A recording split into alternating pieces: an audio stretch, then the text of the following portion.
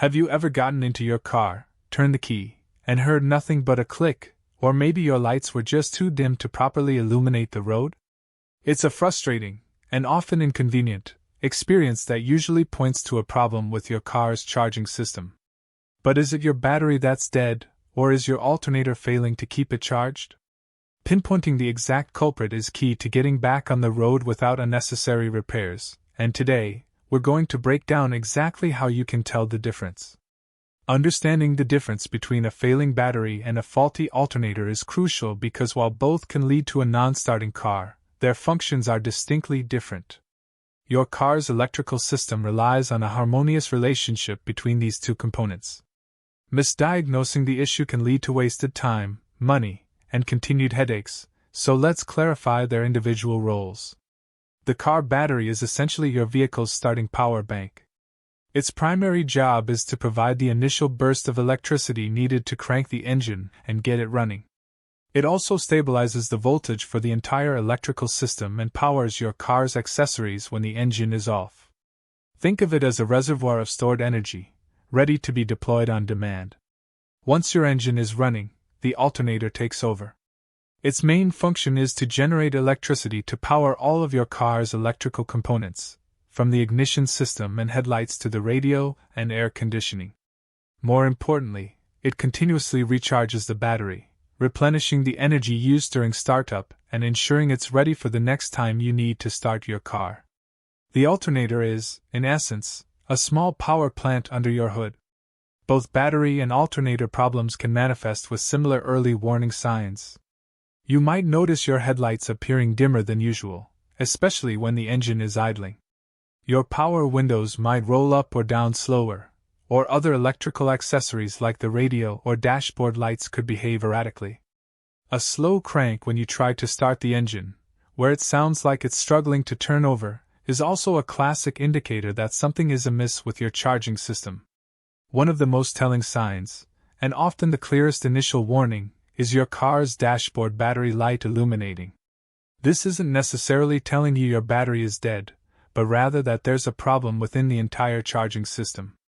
This light indicates that the alternator isn't producing enough voltage to meet the car's demands and recharge the battery, or that there's another issue preventing proper charging. Ignoring this light can lead to a completely dead battery and a stranded vehicle. Let's start with a simple, quick test you can perform right at home to get an initial idea. With your car completely off, turn on your headlights. Observe their brightness. If they are bright and strong, your battery likely has a good charge. If they are dim or don't turn on at all, your battery is probably low or dead. This initial check helps you assess the battery's current state of charge without any special tools. Now, try the headlight test again, but this time, with the engine running. Start your car and turn on your headlights. If they brighten significantly once the engine is running compared to when it was off, it suggests your alternator is working and generating power. If there's no noticeable change in brightness, or if they remain dim, it's a strong indicator that your alternator isn't effectively charging the system. For a more precise diagnosis, a multimeter or voltmeter is invaluable.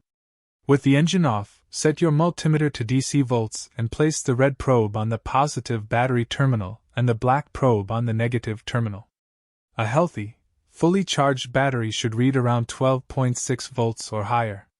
If your reading is significantly lower, say 12.0 volts or less, your battery is discharged and likely needs a charge or replacement. Next, let's test the alternator with the engine running.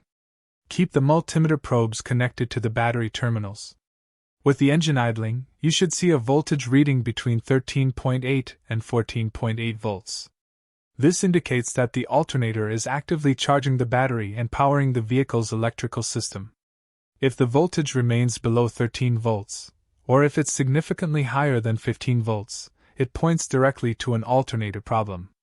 A common scenario is a jump start. If your car needs a jump start, what happens immediately after can provide crucial clues. If, after receiving a jump, your car starts right up and continues to run fine for an extended period, especially after a good drive, it often means your battery was simply discharged and the alternator is working correctly to recharge it.